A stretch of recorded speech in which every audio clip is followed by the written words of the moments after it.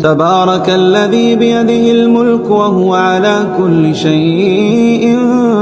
قدير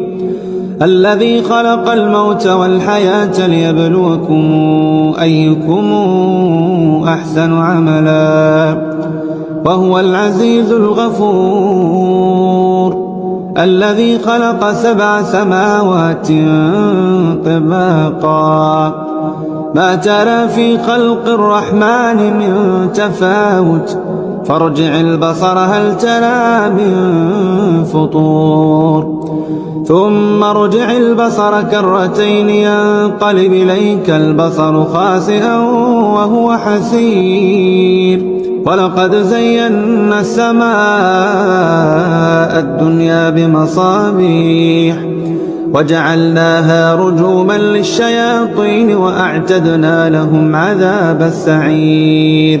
وللذين كفروا بربهم عذاب جهنم وبئس المصير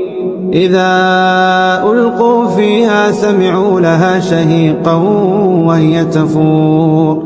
تكاد تميز من الغيظ كلما ألقي فيها فوج سألهم خزنتها